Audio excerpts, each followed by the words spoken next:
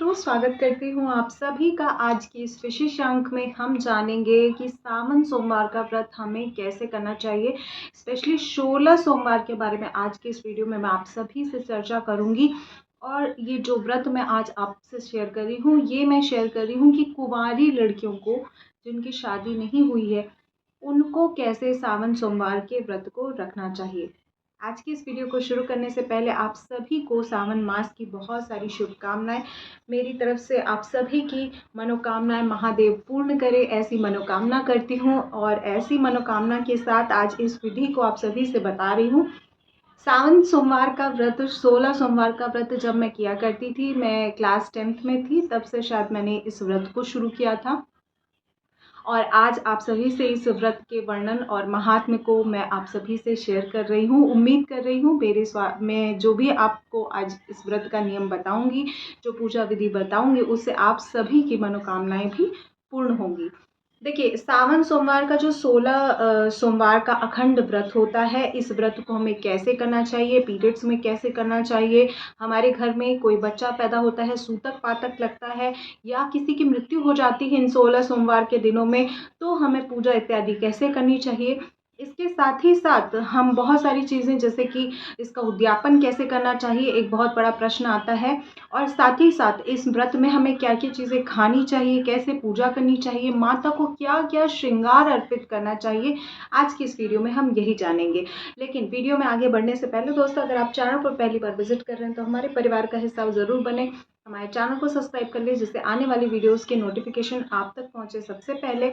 और अगर आप चैनल को सब्सक्राइब कर लेंगे तो टाइम टू टाइम आपको सोमवार व्रत की कथा भी मिल जाएगी, 16 सोमवार व्रत की कथा मिल जाएगी।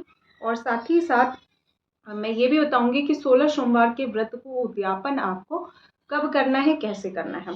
तो आइए शुरू करते हैं। तो सबसे पहले सावन सोमवार का जो व्रत होता है, इसमें हम पहले दिन, जिस दिन हम व्रत शुरू करते हैं, यूजली सावन में भी शुरू कर सकते हैं, मार्गशीर्ष में भी शुरू कर सकते हैं, बहुत सारे लोग चैत्र मास में भी शुरू करते हैं, यानी नवरात्रों के दिनों में अगर सोमवार पड़ता है तो उससे भी शुरू करते हैं, क्योंकि वो माता रानी का दिन होता है, तो वहाँ पर भी लोग शुरू कर सकते हैं।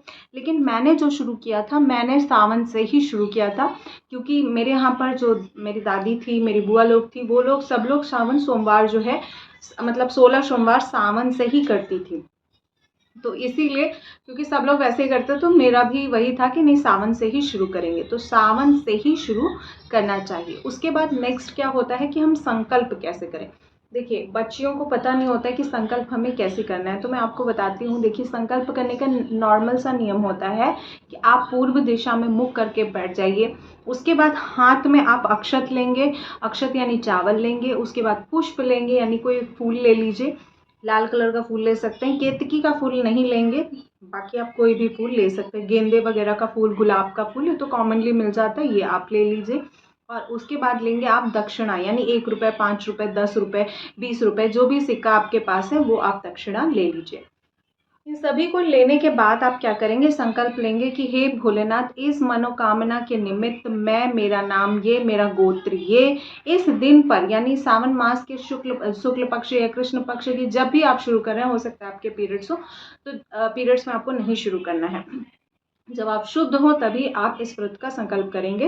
तो मैं इस मनोकामना के निमित्त इस व्रत को कर रही हूँ। तो आप अपनी मनोकामना बोलते हुए संकल्प करेंगे, और जो भी सामान होगा वो आप प्लेट में रख देंगे। उसके बाद आप भोलेनाथ की पूजा करेंगे, स्नान कराएंगे, पार्थिव शिवलिंग है तो शिवलिंग का पूजन इत्यादि करेंगे, और इसी तरह से आप अपना पूजन इत्यादि करेंगे। ठीक है, तो ये हो गया हमारा पार्थिव शिवलिंग का पूजन।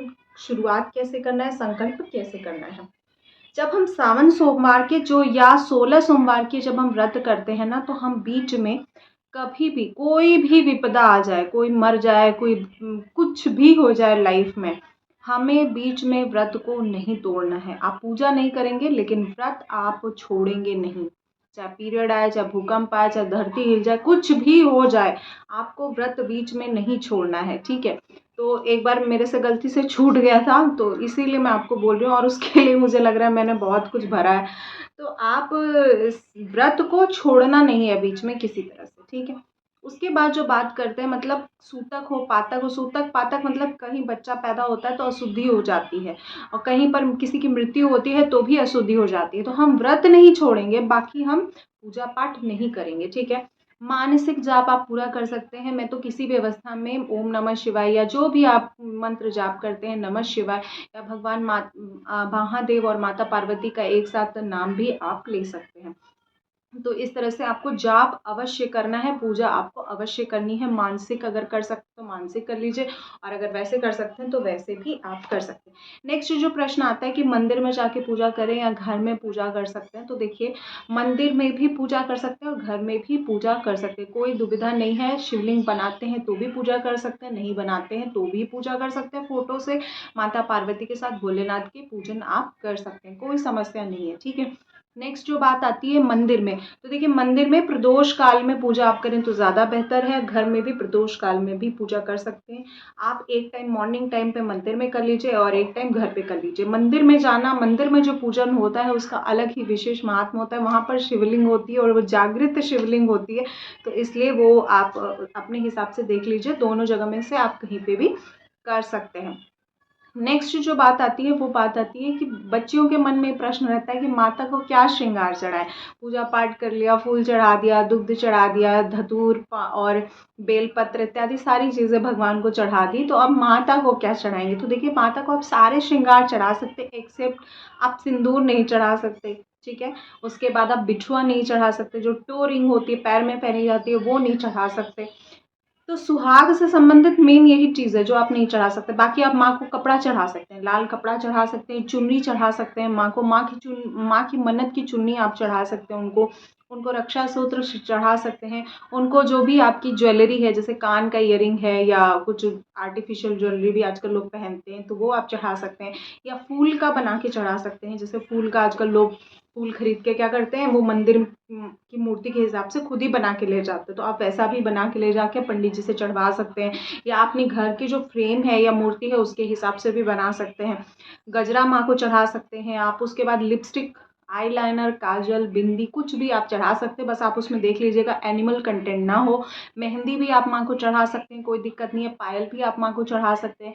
हरी चूड़ियाँ भी आप माँ को चढ़ा सकते हैं। तो दर्पण आप माँ को चढ़ा सकते हैं, कंघी वगैरह हो गया वो आप, शीशा, इस तरह से सारी चीज़ें आप माँ को चढ़ा सकते हैं। आलता भी चढ़ा सकते हैं। तो इस तरह से आपको चीज़ें चढ़ानी है। अब बात आती है भोग की, तो भोग आपको क्या चढ़ाना। देखिए चूरमा, ये जो मैंने बताया ना श्रृंगार का सामान, ये पहले दिन और लास्ट दिन चढ़ता है, यानी जब वो उद्यापन करते हैं तब, और पहले दिन जब हम संकल्प कर रहे होते हैं, सावन का महीना चल रहा होता है तो उस समय करते हैं। बीच में जैसे हरियाली तीज आ गई या हरितालिका तीज आ गई, तो उस समय में ये चीज़ें नहीं, मतलब आप विशेष चढ़ा सकते हैं, ठीक है। उसके बाद जो चूरमे का प्रसाद चढ़ता है, ठीक है, जैसे अगर आप चूरमा बना सकते हैं तो चूरमा बना लीजिए, और चूरमा नहीं बना सकते हैं, जैसे हमारे यहाँ तो पंजीरी भी बोलते हैं उसको, तो पंजीरी बना सकते हैं तो ठीक है। नहीं तो मैं क्या करती थी, मैंने फल फल का नियम ले रखा था, तो फल चढ़ाती थी मैं। तो मैं जितना फल खा सकती हूँ उसका 3 गुना फल मैं खरीद के, या मैं साबूदाने की खीर भी कभी कभी चढ़ाती थी। तो जैसा मेरा मन होता था उसी हिसाब से मैं करती थी।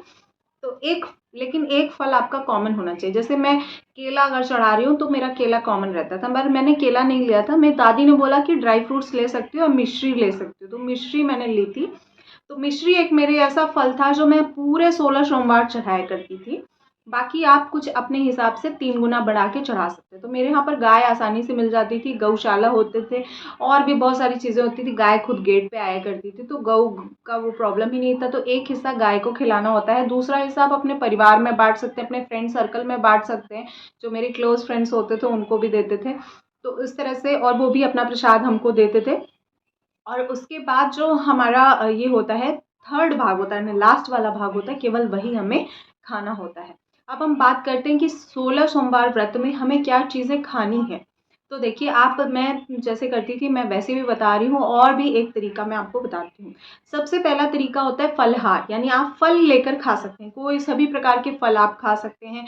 जैसे कि वाटरमेलन हो गया, जैसे कि मैंगो हो गया, ठीक है, केला हो गया, अंगूर हो गया, सारे तरह के फ्रूट, संतरा हो गया, कीनू हो गया, सेब हो गया, ये सारी चीज़ें आप खा सकते हैं।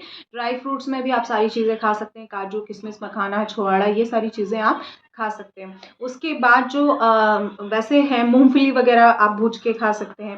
फिर उसके बाद आलू वगैरह आप तल के खा सकते हैं। लेकिन मेरा ये व्रत, हम लोग जैसे काशी क्षेत्र के लोग हैं, तो हम लोग कोई भी भोलेनाथ का व्रत करेंगे तो उसमें हम लोग नमक नहीं खाते हैं, सेंधा नमक का प्रयोग हम लोग नहीं करते। हम लोग मोस्टली मीठा भोजन ही करते हैं, चाहे फलाहार करें चाहे अन्न खाएं, दोनों ही कंडीशन में हम लोग मीठा भोजन ही करते हैं। हम लोग के यहाँ पर ऐसा ही नियम है, तो आप अपने यहाँ का नियम देख लीजिएगा, ठीक है। तो हम लोग सेंधा नमक नहीं खाते थे और हम लोग सारी चीज़ें मीठी ही खाते थे, ठीक है। इस तरह से आप खा के रह सकते हैं। नेक्स्ट जो तरीका होता है कि आप दिन भर फलाहार रखेंगे, यानी साबूदाने की खीर हो गई, कुट्टू की पकौड़ी हो गई, कुट्टू का खिचड़ी हो गया। कुट्टू का खिचड़ी हमें लगता है सबसे ज़्यादा हेल्दी होता है, वो हाइड्रेट रखता है, पेट भर के भी रखता है और हम पूरा टाइम एनर्जेटिक होते हैं, स्कूल में पढ़ने में, घर पे भी काम करने में। हम क्योंकि घर का भी काम करना होता था, स्कूल भी जाना होता था, तो सारी चीज़ें हम उस टाइम मैनेज कर सकते हैं। तो आलू के साथ आप कुट्टू वगैरह भी खा सकते हैं, साबूदाना वगैरह भी खा सकते हैं। नेक्स्ट जो बात आती है रिफाइंड की, तो देखिए रिफाइंड या सरसों के तेल का प्रयोग नहीं करना है आपको, केवल मूंगफली रिफाइंड का प्रयोग कर सकते हैं। लेकिन मेरे हिसाब से व्रत में केवल और केवल शुद्ध देसी घी का ही प्रयोग करना चाहिए, अन्यथा किसी भी प्रकार के तेल घी का प्रयोग अच्छा नहीं है। तो मैंने तो देसी घी का ही प्रयोग किया है जब भी मैंने कोई भी व्रत रखा है। तो अब आप अपने हिसाब से उसको देख सकते हैं। नेक्स्ट जो बात आती है वो बात आती है उद्यापन की। तो 16 सोमवार का, जब हम 16 सोमवार का व्रत कर लेते हैं तो उसका उद्यापन हम 17वें सोमवार पे करते हैं, ठीक है। अब जैसे मान लीजिए पीरियड्स आ गए तो हमारा ये वाला सोमवार हम लोग काउंट, मैं नहीं काउंट करती थी, आप काउंट कर सकते हो अगर आपके यहाँ काउंट होता था। तो उसकी जगह में एक्स्ट्रा सोमवार रखेंगे, तो 17 सोमवार रखेंगे या 18 सोमवार रखेंगे या 19 सोमवार रखेंगे, जैसे जैसे जिसके अकॉर्डिंग हमारा कंडीशन होगा, ठीक है। तो उसके अकॉर्डिंग हम व्रत रखेंगे और जो 17वां सोमवार होगा, यानी 16 सोमवार हमारा कंप्लीट हो गया मेरे हिसाब से, एक्स्ट्रा भी हो गया, उसके बाद हम 17वें सोमवार पर उद्यापन करते हैं। जो उद्यापन करते हैं उसमें हवन करना आवश्यक होता है। तो हमारे यहाँ पर हवन हम लोग खुद ही करते थे, पंडित जी को नहीं हम लोग बुलाया करते थे। और हम लोग के यहाँ जो पंडित जी या जो 16 लोगों का भोग बोलते हैं कि 16 लोगों को खिलाना है, तो उसके लिए हम लोग क्या करते थे, मंदिर में ही दक्षिणा देते थे, यानी शिवालय में ही जाकर आपको दक्षिणा देना होता है। शिवालय में ही आपको जो भी क्योंकि हमारे यहाँ तो हर सोमवार के व्रत के बाद आपको अन्नदान करना होता है, तो वो भी शिवालय में ही होता है। और 16 सोमवार के अकॉर्डिंग हम पंडित जी को जैसे 16 चीज़ें मैं देती थी। अब आप चाहें तो 16 पंडित जी के हिसाब से दे सकते हैं या एक ही पंडित जी को 16 चीज़ें दे सकते हैं। तो जैसे उसमें जनेऊ हो गया, गमछा हो गया, टॉवेल हो गया, उनके लिए धोती हो गई, उनके पत्नी के लिए हो गई तो कंघी हो गया, तेल हो गया, साबुन हो गया, एनिमल कंटेंट नहीं होना चाहिए, बस इसको जनेऊ हो गया, रक्षा सूत्र हो गया। तो इस तरह से 16 चीज़ें मैं जुटा लेती थी और वो उनको दान करती थी, ठीक है। इसके बाद जो मैंने किया था दादी के हिसाब से, तो उसमें मैंने 16 सोमवार की पुस्तकें दान की थी। मंदिर में ही आप दान कर सकते हैं, जैसे हमारे यहाँ पर संकट मोचन है, वहाँ पर लोग जो हमारे हनुमान चालीसा इत्यादि वगैरह दान करते हैं, तो आप भी अपने हिसाब से जैसे शिव चालीसा का दान कर सकते हो। तो 16 हम लोग दान करते थे। 16 ब्राह्मणों को भोजन करा पाना मतलब एक बच्चा जो स्कूल में पढ़ता है वो पॉसिबल ही नहीं है। और मैं जितना समझ पाई हूँ मेरे व्रत के और मेरे एक्सपीरियंस के हिसाब से, कि भोलेनाथ को आप प्रसन्न करने का एक ही तरीका है, वो है भाव। भाव के अलावा और कोई भी चीज़ उनको नहीं चाहिए आपसे, सिर्फ एक भाव और एक बेल पत्र में प्रसन्न होने वाले महादेव हैं। तो इसीलिए मेरा जो तरीका था उद्यापन का मैंने आपको वो बताया। तो आप चाहें तो पंडित जी को बुला के बकायदे सब तरह से, जैसे आपने 16 केले दान कर दिए, 16 श्रृंगार की चीज़ें मिक्स करके दान कर दी, 16 शिव चालीसा का दान कर दिया और 16 जगह दक्षिणा निकाल के आप जैसे 100-100 रुपये हो गए तो 1600 रुपये हो गए, तो वो मंदिर में दान पात्र में या पंडित जी को आप दान दिलवा सकते हैं। तो इस तरह से मैंने किया था, क्योंकि बच्चियों के ऊपर पेरेंट्स उतना पैसा नहीं वो करते हैं और बहुत मुश्किल होता है बच्चियों के लिए पेरेंट्स को कन्विंस करना, तो ये इसलिए मैं इस तरह से करती थी। अब आप अपने हिसाब से देख लीजिएगा। नेक्स्ट जो होता है उद्यापन में हवन बहुत ज़रूरी होता है। तो हम लोगों ने 111 आहुति दी थी, वो दी थी खीर से। तो भगवान शिव का जिस दिन हम सोमवार का जो हम व्रत उद्यापन करते हैं उस दिन खीर अवश्य बनाते हैं और खीर भगवान शंकर को बहुत प्रिय है। तो खीर बना के हम ओम नमः शिवाय के साथ 111 आहुतियाँ भी उसमें देते हैं।